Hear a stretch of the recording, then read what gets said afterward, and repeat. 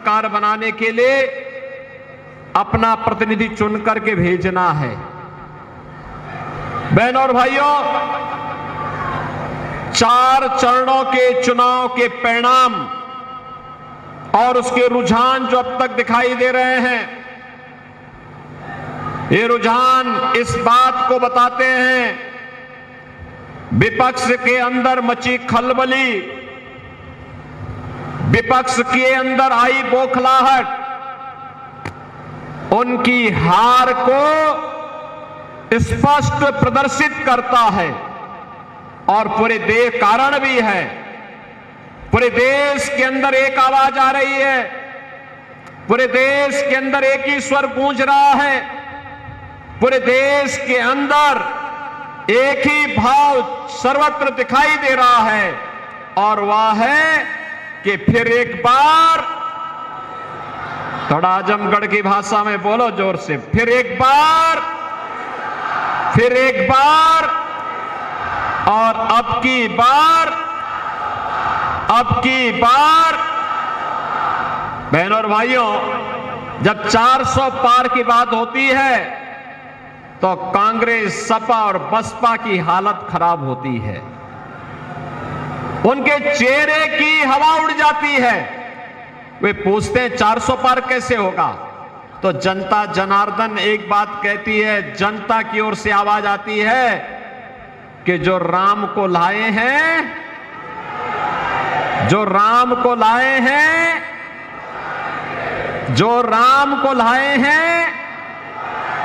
बहनों और भाइयों, पूरे चुनाव को अगर आप देखेंगे तो ये चुनाव अब तो राम भक्तों और राम द्रोहियों के बीच में जाकर के सिमट गया है। जिन लोगों ने आपके सामने पहचान का संकट खड़ा किया था, जिन्होंने राष्ट्र की सुरक्षा पे सेंध लगाई थी, जिन्होंने हमारे आराध्य देवों के पवित्र स्थलों को पवित्र करने का कुत्सित प्रयास किया था, जिन्होंने उत्तर प्रदेश को आतंक की गतिविधियों का गढ़ बनाने का प्रयास किया था, जिन लोगों ने विकास बाधित किया था, ये चुनाव उनको जवाब देने का सर्वोत्तम माध्यम है। बहनों और भाइयों, मैं आजमगढ़ में इसलिए आया हूं, निरुवा ने मात्र 2 वर्ष के अंदर आजमगढ़ की तस्वीर और तकदीर को बदलने के लिए अहरनिश प्रयास किया, और आज आजमगढ़ में दिखाई भी देता है। आप देख रहे होंगे आजमगढ़ में या तो 4 लेन की कनेक्टिविटी है या 2 लेन की कनेक्टिविटी है। आजमगढ़ में महाराज सुहेलदेव के नाम पे विश्वविद्यालय भी बन गया है। आजमगढ़ में संगीत महाविद्यालय का निर्माण भी हो रहा है। आजमगढ़ में एयरपोर्ट का निर्माण भी हो गया है। और अब आजमगढ़ को लोग शक और अविश्वास की नजरों से नहीं देखते। आज के दिन पर होती है कि अच्छा, भोजपुरी का सुपरस्टार निरुवा के संसदीय क्षेत्र से जुड़े हुए लोग हैं, देखो इस रूप में लोग देखते हैं। आप चुन किसको रहे हैं? आप देखना, कहीं आप चले जाइए देश के अंदर, बहनों और भाइयों, अगर समाजवादी पार्टी का नेता होगा तो हर व्यक्ति उसको शक की निगाहों से देखता है। अरे सपा का व्यक्ति है तो लोग मान लेते हैं कि ये शरीफ तो नहीं होगा, ये जरूर कोई गुंडा होगा, ये कोई बदमाश होगा। और सपा का समर्थक है और कुछ और है तो लोग उसकी तलाशी लेनी शुरू कर देते हैं। पुलिस के कर्मी जैसे मिलते हैं, लोग समझने लगते हैं कि कहीं गड़बड़ करने के लिए आया होगा। बहनों और भाइयों, लेकिन निरुवा ने आजमगढ़ की तस्वीर को सरकार के साथ मिलकर के बदलने का प्रयास किया, और आज परिणाम है, आजमगढ़ का व्यक्ति कहीं जाता है तो लोग आज आपको शक की निगाह से नहीं देखते। हां, ये जरूर आपसे ख्वाहिश रखते होंगे कि आप भी भोजपुरी में कोई गाना सुना दीजिए, ये करते होंगे। लेकिन बहनों और भाइयों, पहचान का संकट आज के दिन पर आपके सामने नहीं, और ये सबसे बड़ी समस्या का समाधान पहले उन्होंने किया। दूसरा, उन्होंने यहां पर आपको एक पहचान दिलाने का प्रयास किया कि मेरे आजमगढ़ में भी विकास होना चाहिए। सड़क, बिजली, पानी, हाईवे, रेलवे, संगीत महाविद्यालय, विश्वविद्यालय की स्थापना, ये सभी लगातार अब आपकी पहचान बन रहे हैं। और इस पहचान को, भाई बैठ जाओ, ये आगे लोग बैठ जाएं, आने पीछे वाले को भी देखने दो। बैठ जाओ भैया, आराम से बैठ जाओ। और बहनों और भाइयों, ये जो यहां की समस्या का समाधान करके दिखाया है, एक योग्य जनप्रतिनिधि 2 वर्ष के अपने कार्यकाल के दौरान इससे अच्छा प्रदर्शन नहीं कर सकता है जितना निरुवा ने आजमगढ़ के अंदर करने का प्रयास का लगातार कार्य करता रहा। बहनों और भाइयों, आज देश की तस्वीर और तकदीर को मोदी जी ने बदल करके रख दिया है। मिल रहा है भारत के अंदर सुरक्षा की अब कोई समस्या नहीं है। पहले याद करिए, देश के अंदर कोई आतंकी घटना घटित होती थी तो सरकार किम कर्तव्य विमूढ़ होती थी और नाम भी आजमगढ़ का आता है, कहीं सराय मीर का, कहीं संजरपुर का, कहीं किसी अन्य क्षेत्र का। आजमगढ़ बदनाम हो चुका था। बहनों और भाइयों, 10 वर्ष में कोई आतंकी घटना का नाम सुना आपने? कोई आतंकी घटना नहीं घटित हुई। और अब तो पटाखा भी जोर से फट जाता है ना, तो पाकिस्तान पहले सफाई देता है और कहता है कि नहीं नहीं, ये मैंने नहीं विस्फोट किया, मेरा नहीं हाथ है, वो तो पटाखा फटा है। आतिशबाजी होती है, आतिशबाजी में भी अगर जोर से पटाखा फट जाता तो पाकिस्तान को सफाई देनी पड़ रही है, क्योंकि पाकिस्तान को मालूम है ये नया भारत है, छेड़ता नहीं है, लेकिन अगर कोई छेड़ता है तो उसको छोड़ता भी नहीं है।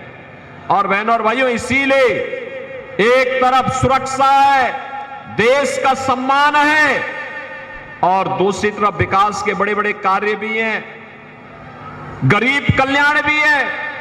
याद करिए, ये समाजवादी पार्टी की सरकार के समय खाद्यान्न घोटाला होता था, गरीब भूख से मरता था, गरीब चिकित्सा के भाव में दम तोड़ता था,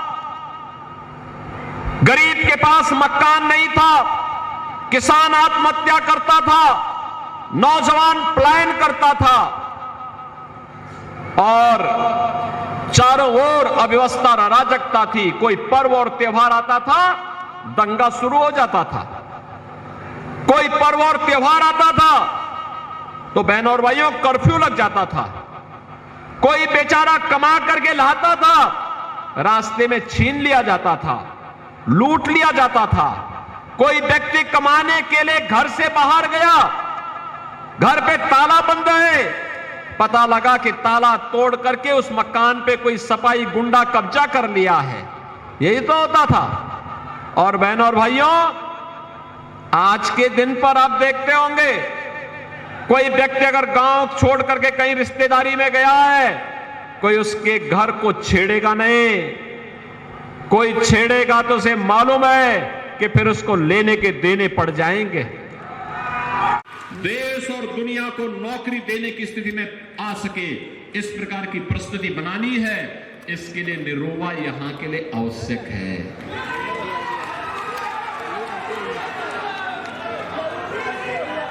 और इसके लिए बहनों और भाइयों आपको मेहनत करनी पड़ेगी। मैं मेहनगर को धन्यवाद दूंगा। पिछली बार आपने उपचुनाव में निरुवा को यहां से भारी बहुमत से विजयी बना के भेजा था।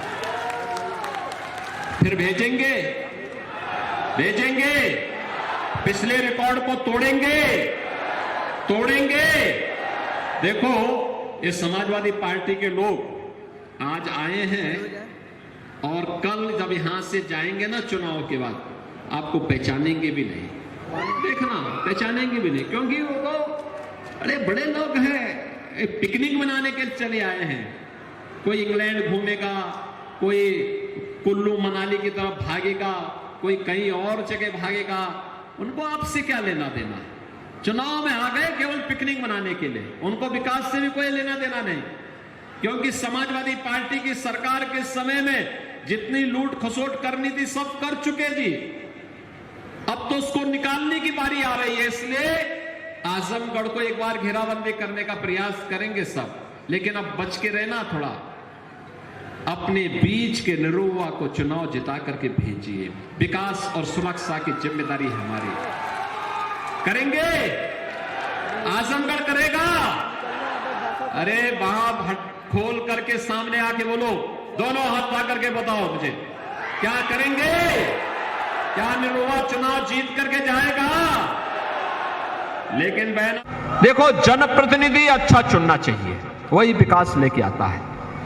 अब देखो ना, आपने समाजवादी पार्टी को बार बार चुनाव जिता के भेजा, सभी विधायक उनके ही है। सांसद भी 2019 में आपने एक सपा का जिताया, एक बसपा का जिताया। खैर, बसपा का सांसद तो देर आए दुरुस्त है, उन्होंने कहा भी मैं गलत पार्टी में थी, अब वो बीजेपी में आ गई है।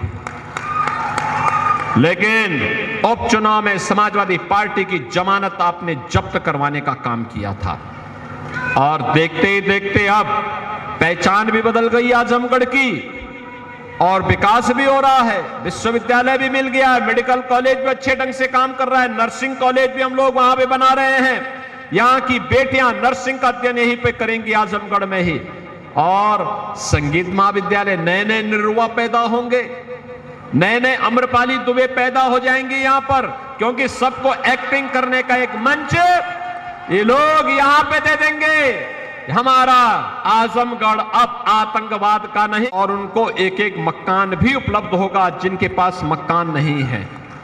हर घर में नल है, और नल में शुद्ध आरओ का जल भी है।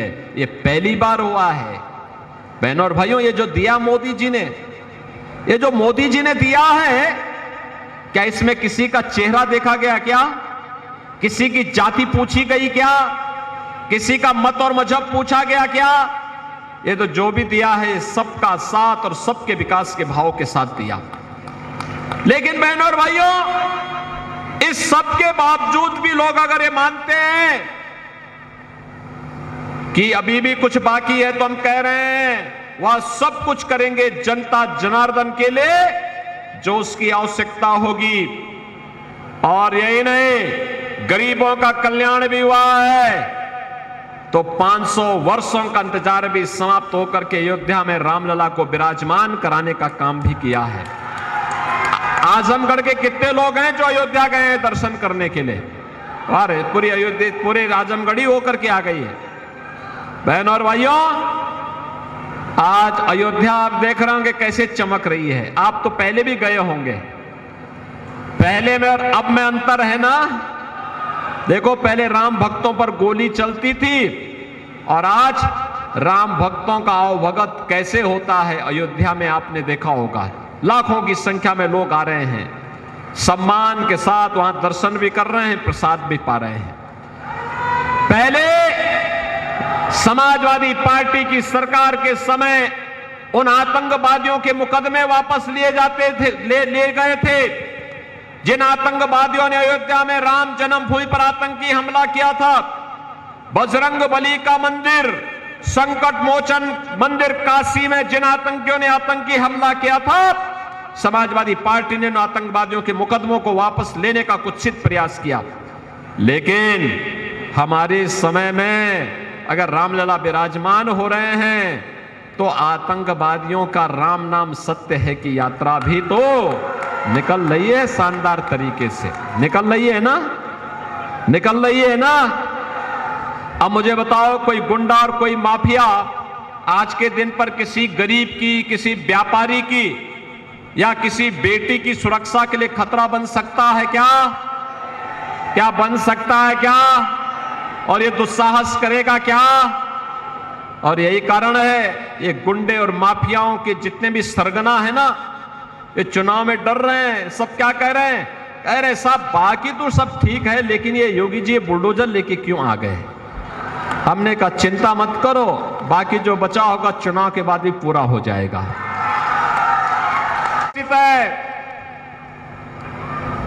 गरीब को 5 किलो राशन प्रति माह मिल रहा है। 80 करोड़ लोग फ्री में राशन की सुविधा का लाभ प्राप्त कर रहे हैं। और मैं तो फिर कहूंगा कि अगर कोई आज के दिन पर पाकिस्तान का राग अलाप रहा है तो उसको कृपा करके पाकिस्तान ही चला जाना चाहिए, हिंदुस्तान पर वो बोझा न बने।